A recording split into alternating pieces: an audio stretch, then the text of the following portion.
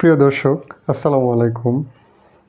আগামী ত্রয়োদশ সংসদ যে নির্বাচন হবে, সেই নির্বাচনে কি পদ্ধতিতে ভোট গ্রহণ হবে সেই বিষয়টা নিয়ে এখনও দ্বিধাদ্বন্দ্বে আমরা আছি। যে রাজনৈতিক দলগুলো বহুদিন যাবৎ এটা নিয়ে আলোচনা করছে জাতীয় ঐকমত্য কমিশনের সাথে। তাছাড়া আমাদের যে সংবিধান সংস্কার কমিশন, এই সংবিধান সংস্কার কমিশন সংবিধানের যে মূলনীতি এইটা কিভাবে সংস্কার করবেন এই বিষয়টা নিয়েও এখনও চূড়ান্ত হয়নি। তো আমি যে কথাটা বলতে চাই সেটা হলো যে সংখ্যানুপাতে নির্বাচনটা কি এবং ফার্স্ট পাস্ট দ্য পোস্ট, বা আমরা যে পদ্ধতিটাকে চিনি, নির্বাচন পদ্ধতিটাকে, ভোট কিভাবে গ্রহণ হয়, আমরা কিন্তু জানি যে প্রত্যেক এলাকায় 300 আসন। আমরা জানি জাতীয় সংসদ নির্বাচনে সবসময় 300টি আসনে সরাসরি প্রতিদ্বন্দ্বিতা হয় এবং এই প্রত্যেক প্রতিনিধি, 300 প্রতিনিধির প্রত্যেকেই মাঠে, অর্থাৎ তার নির্বাচনী আসনে, তার নির্বাচনী এলাকায় জনগণ ভোট দিলে সে ওই ভোটের মাধ্যমে নির্বাচিত হয়। আমরা এই পদ্ধতিটা জানি। সরাসরি ভোটে একজন সংসদ সদস্য নির্বাচিত হবেন এবং তিনি সংসদে প্রতিনিধিত্ব করবেন জনগণের। কিন্তু বিশ্বের বিভিন্ন দেশে সংখ্যানুপাতে যে সংসদ সদস্য নির্বাচিত হয়, এই বিষয়টাও আমরা অনেকেই জানি। প্রায় 169টা দেশে এই গণতান্ত্রিকভাবে নির্বাচন হয়। এর মধ্যে 92টা নাকি 93টা দেশে সংখ্যানুপাতে নির্বাচন হয়, অর্থাৎ প্রপোর্শনাল রিপ্রেজেন্টেটিভস, পিআর, এই পদ্ধতি সিস্টেম, এই পদ্ধতিতে নির্বাচন হয়। এখন দেখেন, এই আমাদের এখানে যে সংসদ যে জাতীয় যে সংস্কার কমিশন, অর্থাৎ সংবিধান সংস্কার কমিশন যে কাজটা করেছেন, তারা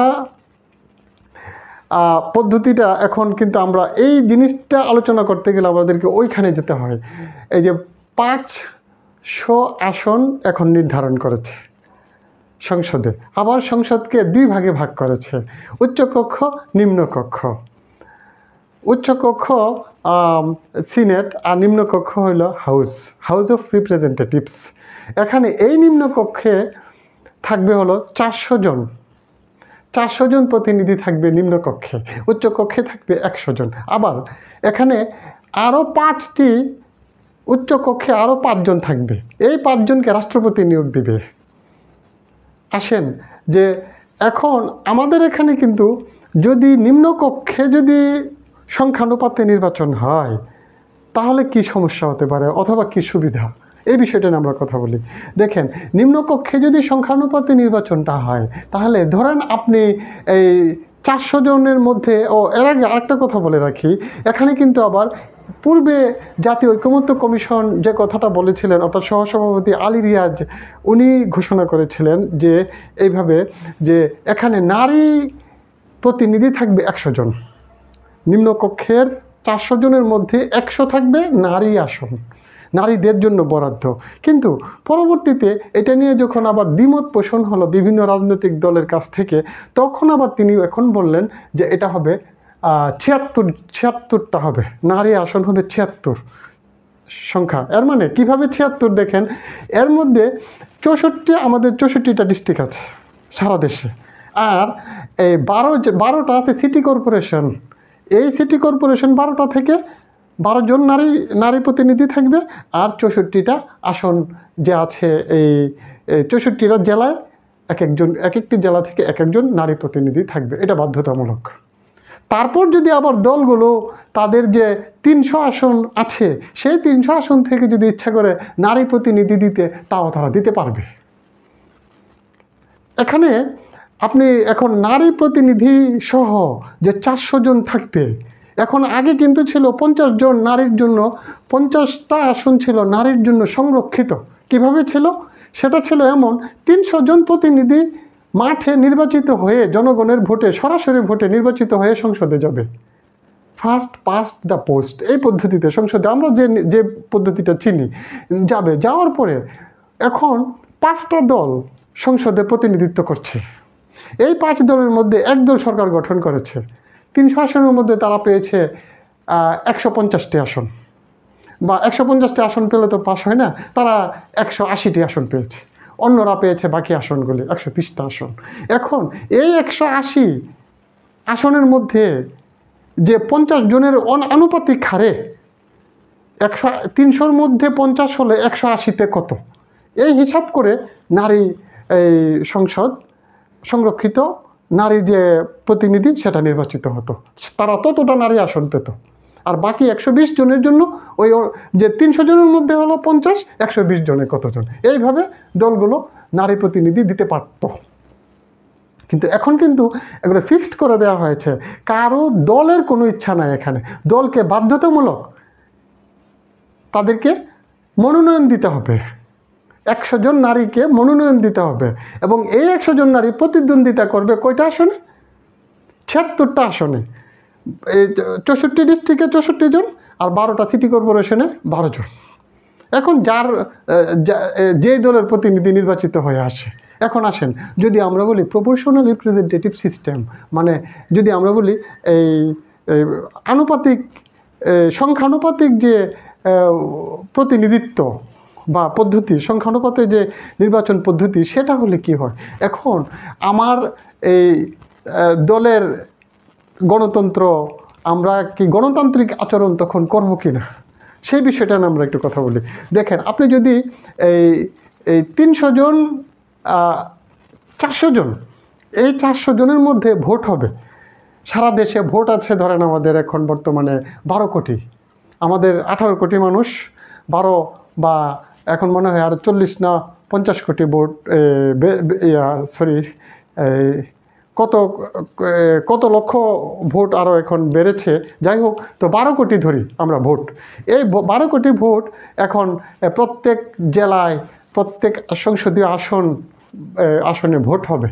এখন যদি ভোট হয় তাহলে কি হবে দেখেন, এখন আমাদের এখানে আমরা যখন ভোট দিব, আমরা আগে দিতাম মার্কায়, ধানের শীষ, দাঁড়িপাল্লা, নৌকা, আমরা দিতাম ভোট দিতাম আপনার এই হাত পাখা, ভোট দিতাম কাস্তে, ভোট দিতাম লাঙ্গলে, তারপরে আরও অনেক মার্কা আছে। এখন আবার আমাদের যে ন্যাশনাল সিটিজেন পার্টি, জাতীয় নাগরিক পার্টি আছে, নতুন পার্টি, তারা আবার এখন শাপলা চেয়েছে, কিন্তু তাদেরকে শাপলা দেওয়া হয়নি, এখনও সেটা সুরাহা হয়নি। তারা যে মার্কাই পাক না কেন, আমরা এইসব মার্কায় ভোট দিতাম আগে।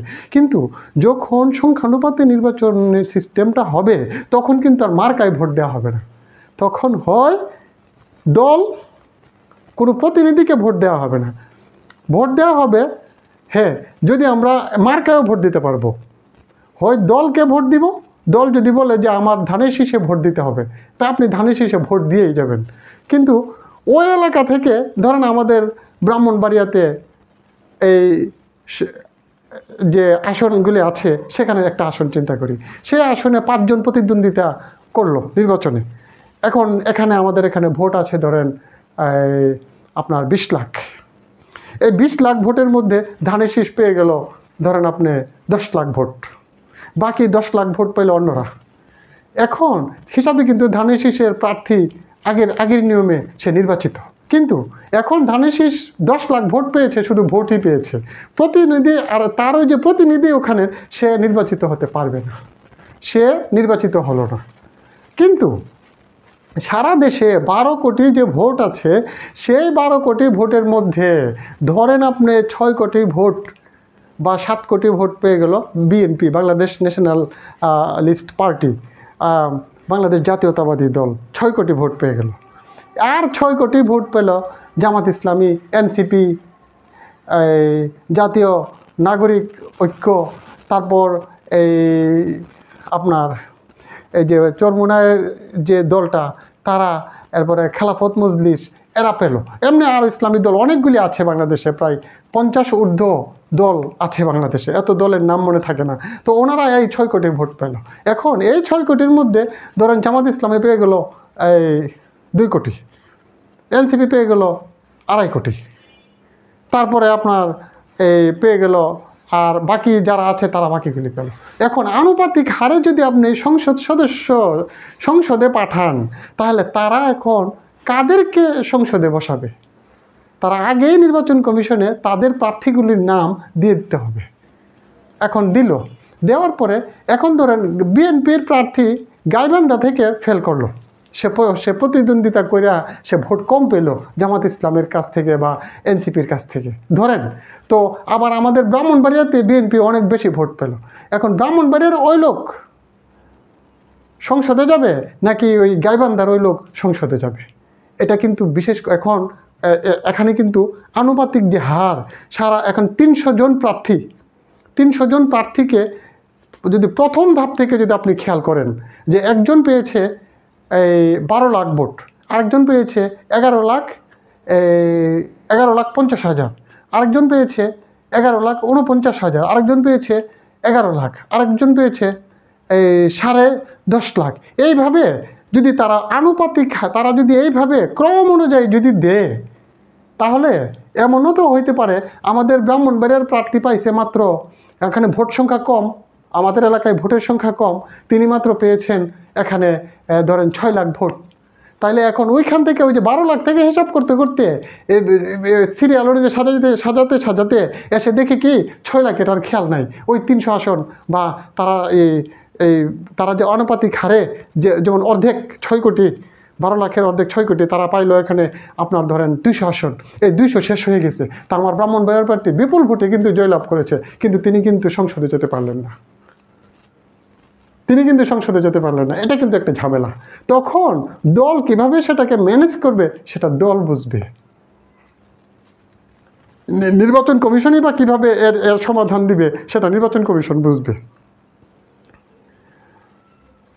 তো প্রিয় দর্শক, যে কথাটা বলছি যে এখন আসেন এর পরবর্তী কথা, নিম্নকক্ষ হাউজের তো নির্বাচন হয়ে গেল ধরেন পিআর পদ্ধতিতে, এখন উচ্চ কক্ষে যায়। উচ্চ কক্ষে গেলেও কিন্তু এখন দেখেন সরকার কিন্তু গঠন করলো, যিনি 200 আসন পেল তারা সরকার গঠন করলো, আর 200 আসন কিন্তু তারা সবাই মিলে পেল, কিন্তু একলা কিন্তু সরকার গঠন কেউ করতে পারলো না। তাহলে কিন্তু বিএনপি একা সরকার গঠন করতে পারবে না, তার অন্য কারো সহযোগিতা লাগবে। ধরেন এখন এনসিপিকে তারা ডাকলো যে তোমরা আমাদের সাথে আসলো, তারা এখন ভাবলো যে বিএনপির সাথে গিয়ে আমরা সরকার গঠন করি। আর যদি জাতীয় ঐক্যের সরকার গঠন করে সেটা তো অনেক ভালো, এটা রাজনৈতিক দলগুলির ব্যাপার, সেটা তারা বুঝবে। যাই হোক, এখন এনসিপি গিয়ে তাদের সাথে সরকার গঠন করলো। কয়েকদিন পরে দেখা গেল এনসিপির মন মতো বিএনপি চলে না, অথবা বিএনপির সকল কাজ এনসিপির পছন্দ হয় না, অথবা বিএনপির পছন্দ হয় না এনসিপিকে, কোনো না কোনোভাবে মনোমালিন্য হয়, যেমনটা এখনও হচ্ছে। তো দেখা গেছে তারা বললো আমরা তোমাদের সাথে থাকবো না। ওই যে 70 অনুচ্ছেদে যায়, তখন কিন্তু এমনকি বিএনপির কোনো সংসদ বলবে আমরাও তোমাদের সাথে থাকবো না। তখন কিন্তু দল তাকে বহিষ্কার করলো, কিন্তু তার সংসদীয় আসন কিন্তু গেল না। ওই যে বর্তমানে কিন্তু রিফর্ম করলো, সংস্কার করলো 70 অনুচ্ছেদকে। কীভাবে সংস্কার করছে, যে দল যদি তাকে বহিষ্কার করে তার সংসদীয় আসন থেকে, তার যে প্রতিনিধিত্ব করবে সংসদে থেকে, সেটা কিন্তু বাতিল হবে না। এই আগে কিন্তু সেটা ছিল না। আগে দল বহিষ্কার করবে, যে সে ধানের শীষ মার্কা নিয়ে নির্বাচন করতো, ধানের শীষ, তাহলে তাকে যখন বহিষ্কার করলো দল, তারা ধানের শীষ মার্কা থাকলো না, তিনি সংসদ থেকেও বহিষ্কার। তখন তিনি আপিল টাপিল বিভিন্ন কিছু করতো, কিন্তু কাজ হইতো না। কিন্তু এখন কিন্তু তা ভিন্ন। এখন কিন্তু রিফর্ম করার পরে বলা হয়েছে যে সংসদ যদি কোনো সাংসদ দলের বিরোধিতা করে, সে যে দল থেকে নির্বাচন করেছে, সে যদি দলের বিরোধিতা করে যদি ভেটো দেয়, তাহলে দল তাকে বহিষ্কার করলো, কিন্তু তার সংসদীয় আসন টিকে থাকবে। এখন আমি যে কথাটা বলছিলাম, এনসিপি তার পছন্দ হইল না, সে বললো না আমরা বিএনপির সাথে থাকবো না। এখন কিন্তু বিএনপির কপালে শনি, কেমন শনি দেখেন, তাকে কিন্তু ইমপিচমেন্ট করে দিবে, অভিশংসন করে দিবে, যেমনভাবে ইমরান খানকে করেছে পাকিস্তানে, যেমনভাবে ভারতের আমেরিকার প্রেসিডেন্ট ডোনাল্ড ট্রাম্পকে কিন্তু ইমপিচমেন্ট করার একবারে প্রায় দ্বার প্রান্তে ছিল এর আগের টার্মে, এই যে পাগলামি করার কারণে। হ্যাঁ, তো যাই হোক, এখন এটা কিন্তু একটা খুব ব্যাপক একটা শঙ্কা। এখন ধরেন 2 বছর হয়েছে না সংসদীয় সরকার গঠন হইলো, 1 বছর হয় নাই সরকার গঠন হইলো, মনোমালিন্য হইলো, ইমপিচমেন্ট হলো, দেশের মধ্যে কিন্তু শান্তি নেই, শান্তি কিন্তু ভাগছে। আচ্ছা গেল, এখন আসেন, এখন যেই দল সরকার গঠন করবে বর্তমান সংবিধান অনুযায়ী কিন্তু রাষ্ট্রপতি তারারই হবে, তাদের মনোনীত জনই হবে। কেন? রাষ্ট্রপতি হবে সংসদে ভোটের মাধ্যমে, সরাসরি ভোটের মাধ্যমে রাষ্ট্রপতি নির্বাচিত হবে। যদি পরিবর্তন না করে থাকে, আমার সঠিক জানা নাই, যদি পরিবর্তন করে থাকে সেটা ভিন্ন কথা, কিন্তু বর্তমান সংসদ অনুযায়ী, বর্তমান সংবিধান অনুযায়ী রাষ্ট্রপতি নির্বাচিত হবে সাংসদদের ভোটে, সরাসরি ভোটে। এখন রাষ্ট্রপতি কিন্তু তাহলে যে 200 আসন পেয়েছে তারই কিন্তু বেশি ভোট, এবং তার সাথে যদি কেউ এই অ্যালাইনমেন্ট করে, অর্থাৎ তারা যদি এই মিত্র কেউরিনিয়ান সরকার গঠন করে, তারাও কিন্তু ওই রাষ্ট্রপতি দিবে। তো এখন দেখেন কাহিনী দেখেন, তারারই কিন্তু নির্বাচিত থাকবে, রাষ্ট্রপতি মনোনয়ন হবে তাদের দ্বারা। তো রাষ্ট্রপতি যখন তাদের দ্বারা মনোনয়ন হবে, রাষ্ট্রপতি কিন্তু 5 জন নাগরিককে সংসদে আসন দিবে প্রতিনিধিত্ব করার জন্য। কাদের প্রতিনিধিত্ব করবে? তারা জনগণের প্রতিনিধিত্ব করবে, কোনো দলের হবে না তারা। যেমন ধরেন আপনি সুজনের সম্পাদক, সুজনের যে বদিউল আলম মজুমদার, যিনি নাকি এই ফেসিবাদের বিরুদ্ধে ব্যাপক ব্যাপক মানে কথা বলেছেন, এমনও বলেছেন যে এই সংবিধান অবৈধ। আমরা এই আন্দোলনের যে গত যে 24-এর নির্বাচনের আগে মানব জমিনের একটা ভিডিও আছে, আপনারা দেখেন তিনি কিভাবে এই সংবিধান নিয়ে পর্যালোচনা করেছেন এবং এই সরকারকে অবৈধ বলেছিল। বদিউল আলম মজুমদারের কথা বলছি। আচ্ছা, তারপরে ধরেন আপনি উনি আছেন একজন, এরপরে আপনি এদের মতো লোকজনকে রাষ্ট্রপতি নিয়োগ দিবে 5 জন। এখন আপনি আসেন অরাজনৈতিক লোক, এখন আপনি আসেন যেই দলের ভোটে রাষ্ট্রপতি নির্বাচিত হয়েছেন, তাহলে ওই রাষ্ট্রপতি কিন্তু মনোনীত কিন্তু তাদের দ্বারাই, তারাই কিন্তু বলেছে আপনি নির্বাচন করেন রাষ্ট্রপতির পদে। এখন তারা যাকে বলবে তাদেরকেই কিন্তু রাষ্ট্রপতি নেবে। তাহলে কিন্তু আরও 5 জন বেড়ে গেল।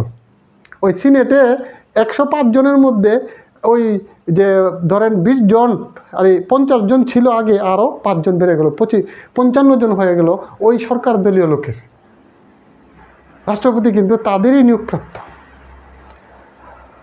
তো প্রিয় দর্শক, বলছিলাম যে এই প্রপোর্শনাল রিপ্রেজেন্টেটিভস বা পিআর পদ্ধতি অথবা সংখ্যানুপাতে নির্বাচন পদ্ধতি আমাদের দেশে যেমন সুবিধা হবে তেমনই অসুবিধাও আছে। যেমন আমি অসুবিধার কথা বলেছি, সুবিধার কথা কিন্তু বলা হয়নি। সুবিধাটা দেখেন, আপনি আগে যে নিয়ম ছিল 40% ভোট ধরেন একদল পাইতো, আরেক দল পাইতো 35% ভোট, একদল পাইতো 30% ভোট, আরেক দল পাইতো 35% ভোট, এরকম কাছাকাছি একবারে নির্বাচনের পরে বিএনপি আর আওয়ামী লীগ। এর মধ্যে থেকে আসন সংখ্যার ব্যবধান এমন হয়েছে, আসন সংখ্যার ব্যবধান প্রায় 150 আসনের ব্যবধান হয়ে গেছে। যেমন বিগত যে 2008 সালের নির্বাচনে 32 না 34-এর মতো ভোট পাইছে, পার্সেন্টের মতো ভোট পাইছে বিএনপি, আর আওয়ামী লীগ পেয়েছিল মনে হয় 49-49% মতো ভোট পেয়েছিল। তো এর মধ্যে দেখেন কি ব্যবধান, আওয়ামী লীগ প্রায় 2.5 শতাধিক ভোট আসন পেয়ে গিয়েছিল, আর বিএনপি পেয়েছিল 27টা, আর অন্যান্য দল মিলে জামাত ইসলাম মনে হয় 3টা না কয়টা পেয়েছিল, এমনি 30টা আসন নিয়ে বিএনপি বিরোধী দলে ছিল। তো এখন দেখেন ভোটের ব্যবধান কত, মাত্র 14% ভোটের ব্যবধান, কিন্তু আসনের ব্যবধান কত দেখেন। তাইলে এই যে বাকি যেমন এখন 50% ভোট কিন্তু সংসদে প্রতিনিধিত্ব করলো, এই 30% ভোট বিএনপি এবং তার মিত্ররা পেয়ে বিরোধী দলে ছিল, তারা কতদিন আর সংসদে ছিল। আর 20% ভোট কিন্তু প্রায় দেয়ই নেই, মানুষে যায় নাই ভোট কেন্দ্রে। তাহলে বোঝা গেল 50% ভোট সংসদে প্রতিনিধিত্ব করে জনগণের, আর 50% জনগণের প্রতিনিধি সংসদে থাকে না। ফার্স্ট পাস্ট দ্য পোস্ট, অর্থাৎ সংসদীয় পদ্ধতিতে যদি আপনি এমন করেন, এখন আপনি যাবেন কোন দিকে, ওই দিকে করলে এটা আর এই দিকে করলে এটা। তবে সংখ্যানুপাতে নির্বাচন আমাদের দেশের ক্ষেত্রে সংখ্যানুপাতে নির্বাচনটা আমার মনে হয় না কার্যকর করা উচিত। কারণ আমাদের দেশের মানুষ 5 টাকার কোনো সন্ধান কোথাও পেলে, একটু লোভ লালসার কোনো ইঙ্গিত যদি কোথাও পায়, তার পা চাটা শুরু করে দেয়। সে সততা কি বুঝে না। আপনি যতই বড় মাপের লোক বলেন, যতই বলেন সে অনেক ভালো মানুষ, এই সেই, যখন অর্থের সন্ধান পায় অথবা লোভ লালসা পায়, তখন তার আর কোনো হিতাহিত জ্ঞান থাকে না। সুতরাং সংসদে গিয়ে যে সে নাটাই ঘুরাইব না অন্য দেশের, যেমন আমাদের ভারতীয় পার্শ্ববর্তী দেশ ভারত, আমরা কিন্তু ভারতীয় রাজনীতি ছাড়া অন্য কোনো রাজনীতি বুঝি না। ভারত যা বলে তাই করতে হয়। আর ভারতের সাথে আছে হলো পশ্চিমারা। এখন দেখেন আমাদের এই জুলাই অভ্যুত্থানের পরে আমাদের যে রক্ত ঝরা জুলাই, আজকে আপনি কতটুকু সম্মান করছেন আমাদের শহীদদেরকে, কতটুকু সম্মান করছেন আমাদের আহতদেরকে। ফিউচারে কি আপনি তাদের জন্য কিছু করবেন? মনে হয় না। এখনই তো আপনি যারা জুলাই বিপ্লব, আপনারা এটাকে বিপ্লব বলেন না, আমিও বিপ্লব বলি না, কিন্তু যেমন আমাদের এই যিনি জাহাঙ্গীরনগর বিশ্ববিদ্যালয়ের যে অধ্যাপক, ইতিহাসের অধ্যাপক গোলাম রব্বানী স্যার, যিনি বলেছিলেন যে আমি রাস্তায় বেরিয়েছিলাম ছাত্রদেরকে উৎসাহিত করার জন্য, যখন দেখি নাহিদ ইসলাম বা 6 সমন্বয়ককে আটক করে রাখা হয়েছে, তারা যখন ওই পত্রিকা দেখে দেখে তাদেরকে পড়ানো হয়েছিল, তখন দেখলাম আহা, ছাত্ররা মনে হয় ঘরে ঢুকে যাবে, আর আন্দোলনটা মনে হয় চলবে না। তখন আমি এই দেশ আমার না, হ্যাঁ, এরকম কবিতা আবৃত্তি করলেন তিনি, গোলাম রব্বানী স্যার। তিনি বললেন যে এটা কোনো, আপনারা সরি, আমি এটাকে বিপ্লব বলতে পারবো না, তবে বিপ্লবের দ্বার উন্মোচন হয়েছে। হ্যাঁ, বিপ্লবের দ্বার উন্মোচন হয়েছে। আপনি যদি বিপ্লব না বলেন, ওকে, বিপ্লবের দ্বার উন্মোচন হয়েছে। কারা করলো? তারা বিপ্লবীরাই বিপ্লবের দ্বার উন্মোচন করেছে। আর যদি এখন যদি সেই বিপ্লব কি হবে, সেটা শিল্প বিপ্লব হবে, সেটা কি শিল্প বিপ্লব হবে, নাকি আমাদের এখানে শিল্প বিপ্লব মানে অর্থনৈতিকভাবে কি আমরা ব্যাপক উন্নতি করব বিপ্লবের মাধ্যমে, নাকি আমরা এখানে কোনো এক স্বৈর শাসক থেকে মুক্তি পেয়েছি বিপ্লবের মাধ্যমে? এখন এই সঙ্গে যদি যাই আমি, তাহলে আমাকে বলতে হবে এটা একটা বড় ধরনের বিপ্লব হয়েছে। যদি এই বিপ্লব না হতো, এই দেশটাকে ওই সিকিম বানাতো, সিকিম। আর ওই লেন্দুব দর্জির নাম তো শুনেছেন, ওই সিকিমের কি পরিণতি করেছিল হাসিনা, ইজ প্যারালাল অফ লেন্দুব দর্জি। এভাবেই আপনাকে আমাকে একদিন পরাধীনতার স্বাদ গ্রহণ করতে হতো যদি এই বিপ্লব না হতো। সুতরাং আমি বিপ্লবীদেরকে 100 বার সালাম জানাই, সবাইকে সেলুট। বিপ্লবী যারা, তাদের সাথে সারা বাংলাদেশের মানুষ থাকবে ইনশাআল্লাহ, এবং যারা তাদেরকে বিপ্লবী বলবে না, আশা রাখি তারা বিপ্লবী বলতে বাধ্য হবে একদিন না একদিন। এই ভারত কোনোদিন আমাদের সহযোগিতা করবে না, পশ্চিমারা কোনোদিন আমাদের সাথে আসবে না। আমরা আমাদের মতোই থাকতে হবে, আমাদের মতোই চলতে হবে, আমাদের দেশটাকে আমাদের নীতিতে সাজাতে হবে। আমাদের সংবিধান অবশ্যই এমনভাবে রিফর্ম করা উচিত যেন আর হাসিনার মতো স্বৈরশাসক এই দেশে চেপে না বসে। 1,500 শহীদ আমাদের হয়েছে, রক্তাক্ত হয়েছে। আমাদের শহীদদেরকে কিভাবে গুলি করে হত্যা করেছে, কিভাবে আমাদের ভাইয়েরা পঙ্গু হয়েছে, চোখ হারিয়েছে, কান হারিয়েছে, নাক হারিয়েছে, পা হারিয়েছে। মাঝে মাঝে যখন কিছু কিছু ফুটেজ দেখি, তখন বুকে রক্তক্ষরণ হয়। এইভাবে যারা আমাদের দেশের জনগণকে হত্যা করেছে, তারা হলো কি গণহত্যাকারী। আর এই গণহত্যাকারীদের বিচার এই দেশে হবে কি না তা অনিশ্চিত হয়ে পড়েছে, কারণ ক্ষমতার লোভ আমাদের মাঝে এমনভাবে পৌঁছেছে, আমরা যেন আর এ থেকে বের হতেই পারি না। তো প্রিয় দর্শক, বলছিলাম পিআর পদ্ধতি, the first past the post, বা সংসদীয় আসনে নির্বাচনের যে পদ্ধতি আগে ছিল, সেই রকম পদ্ধতির কথা বলেছিলাম, সুবিধা অসুবিধা। তো সবাইকে ধন্যবাদ। আসসালামু আলাইকুম।